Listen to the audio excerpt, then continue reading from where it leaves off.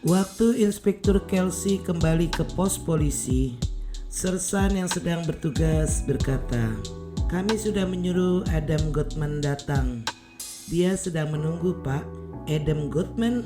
Oh ya, tukang kebun itu. Seorang anak muda berdiri penuh hormat. Tubuhnya jangkung, mata dan rambutnya berwarna hitam, dan dia tampan. Dia mengenakan celana kodorai yang agak kumal dan diikat sembarangan dengan sebuah ikat pinggang tua.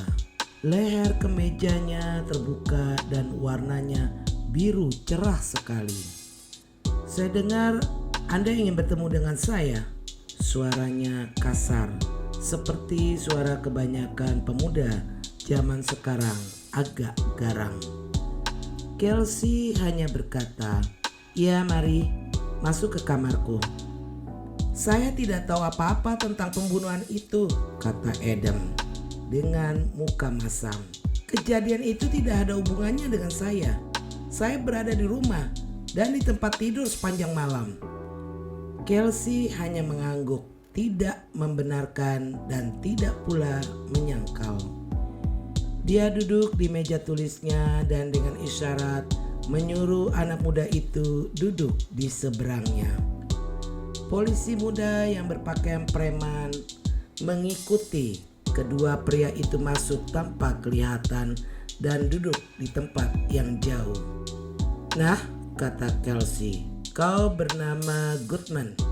Dia memandang ke sebuah catatan di meja tulisnya. "Adam Goodman." "Benar, Pak. Tapi pertama-tama saya ingin memperlihatkan ini kepada Bapak." Sikap Adam telah berubah. Tak ada lagi sikap garang atau muka masam. Sikapnya kini tenang dan sopan. Dikeluarkannya sesuatu dari sakunya, lalu diserahkannya ke seberang meja tulis. Alis Inspektur Kelsey terangkat sedikit waktu membacanya.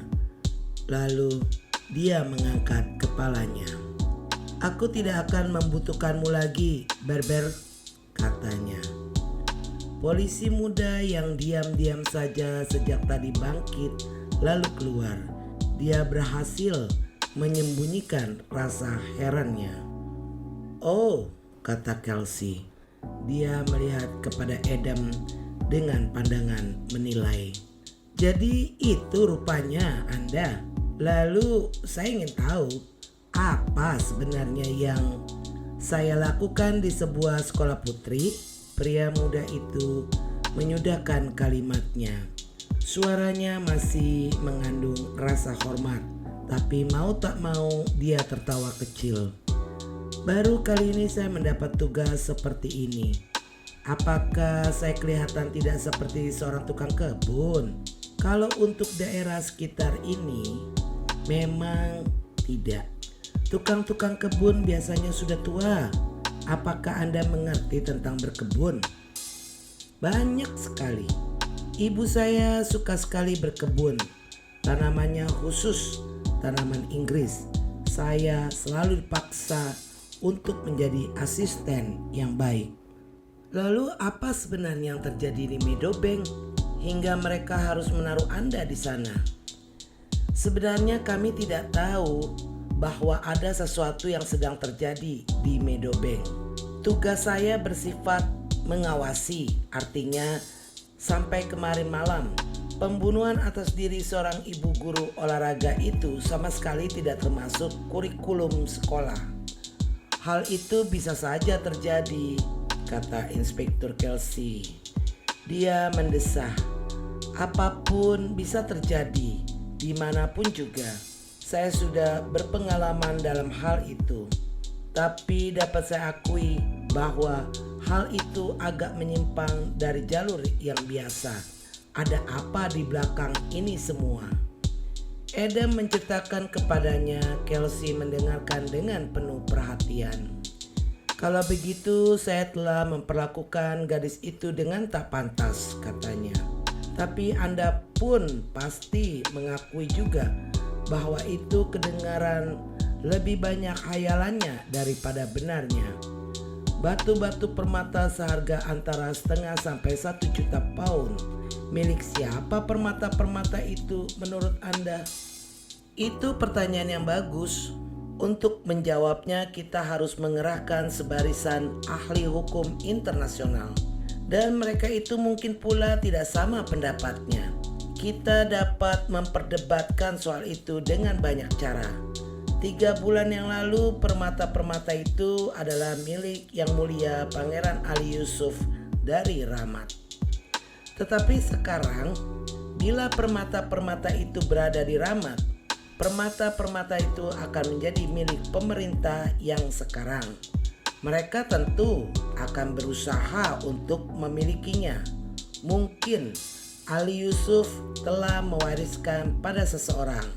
Maka dalam hal itu akan banyak sekali tergantung pada di mana surat wasiat itu disahkan dan dapat dibuktikan. Permata-permata itu mungkin milik keluarganya. Tapi yang benar-benar menjadi inti persoalannya adalah bahwa bila Anda atau saya kebetulan memungutnya di jalan dan memasukkannya ke dalam saku kita, maka berdasarkan apapun juga barang itu adalah milik kita. Artinya, saya ragu apakah akan ada suatu badan hukum yang bisa merampas dari kita.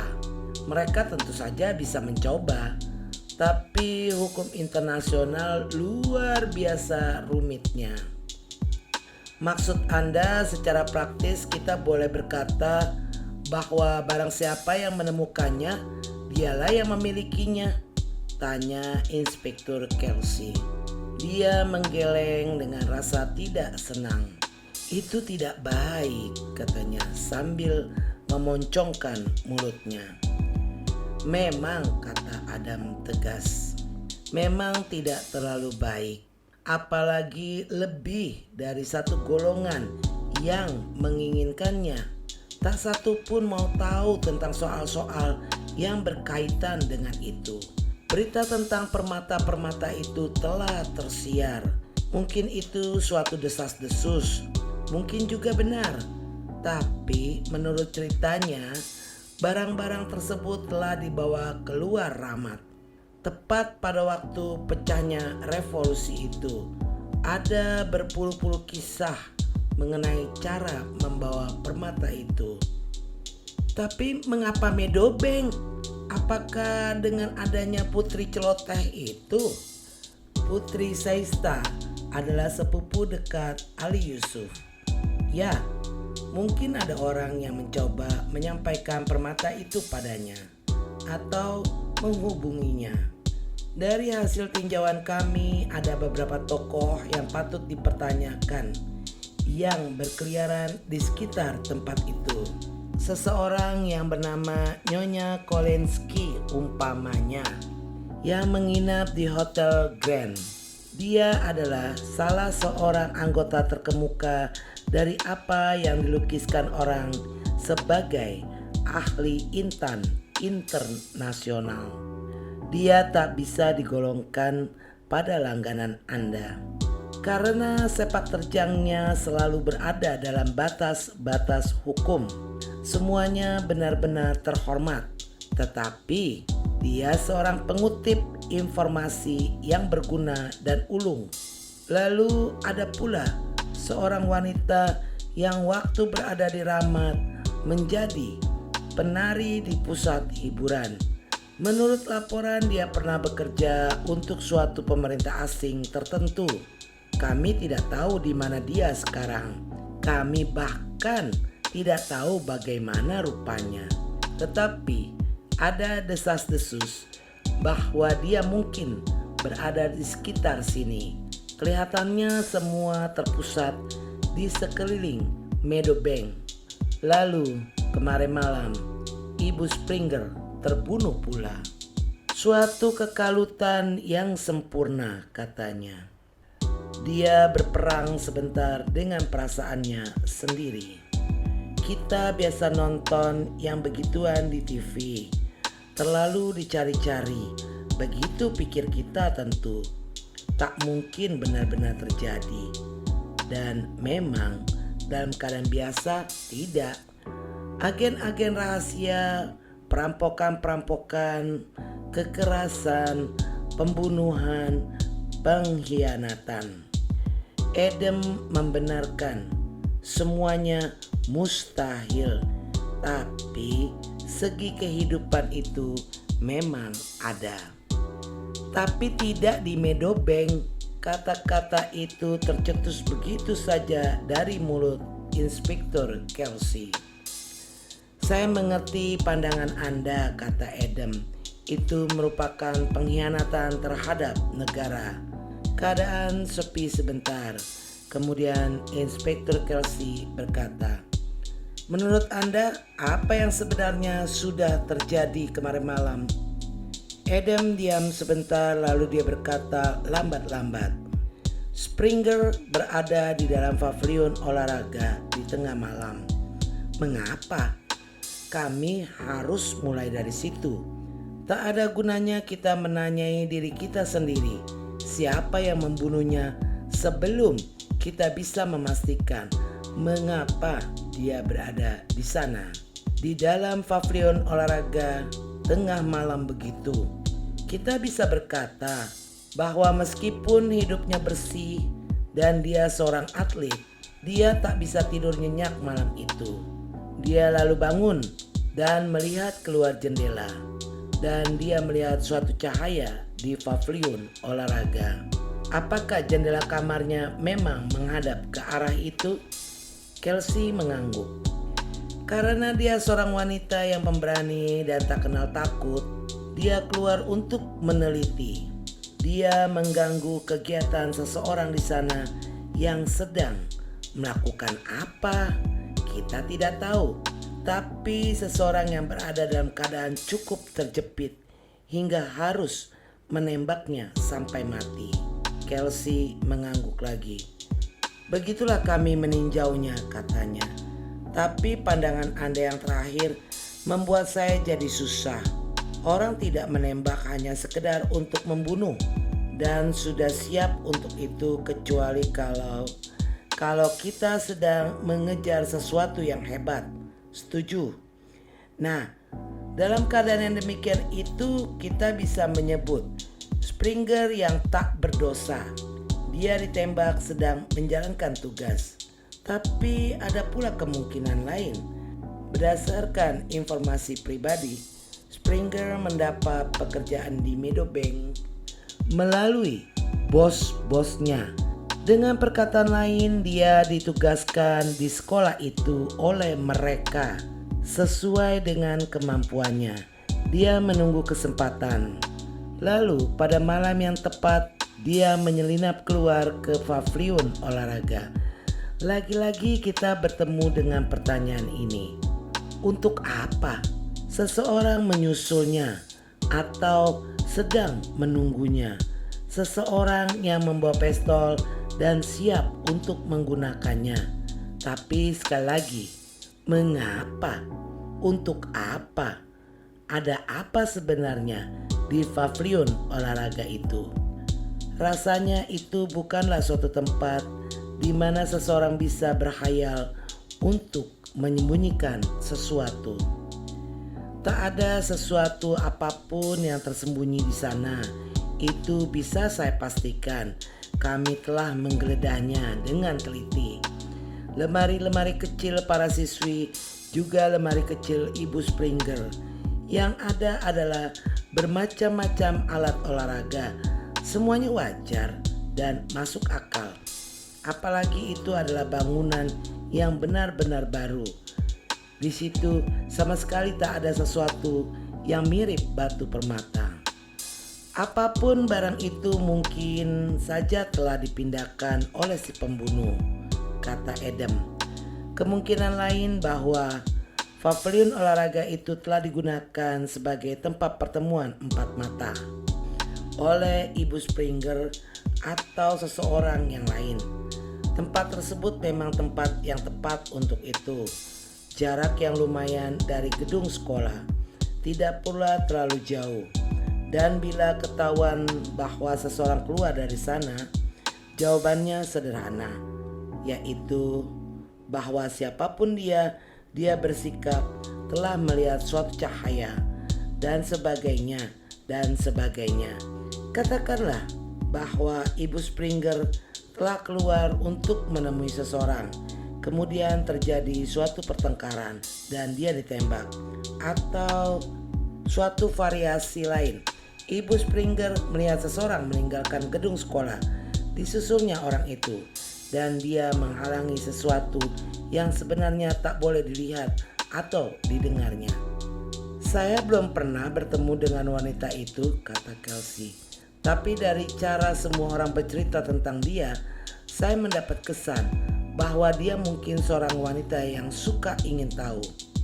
Saya rasa itulah penjelasan yang paling tepat, Adam membenarkan. Gara-gara ingin tahulah si kucing terbunuh. Ya, saya rasa disitulah letak peran pavilion olahraga. Tapi bila itu merupakan suatu pertemuan empat mata, maka Kelsey diam sebentar.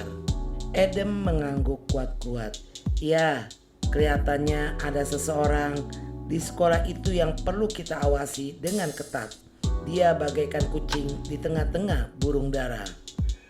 Kucing di tengah-tengah burung dara, kata Kelsey yang terkesan oleh ungkapan itu. Ibu Rich, salah seorang ibu guru di situ, berkata begitu pula tadi. Dia berpikir sejenak. Ada 3 orang pendatang baru pada staf pengajar di situ semester ini, katanya. Sevlin, sekretaris, Blanche, guru bahasa Prancis, dan tentu Ibu Springer sendiri. Dia sudah meninggal, jadi tidak masuk hitungan lagi. Bila memang ada seekor kucing di tengah-tengah burung dara, maka yang paling mungkin adalah salah seorang di antara mereka berdua itu. Dia memandang ke arah Adam. Adakah pendapat Anda mengenai yang mana di antara kedua mereka itu? Adam mempertimbangkannya. Saya pernah mendapati Mademoiselle Blanche keluar dari pavilion olahraga pada suatu hari. Pandangannya merupakan pandangan orang bersalah, seolah-olah dia baru saja melakukan suatu pekerjaan yang sebenarnya tidak boleh dilakukannya. Namun demikian, saya rasa saya memilih yang seorang lagi. Saya memilih Sevlin.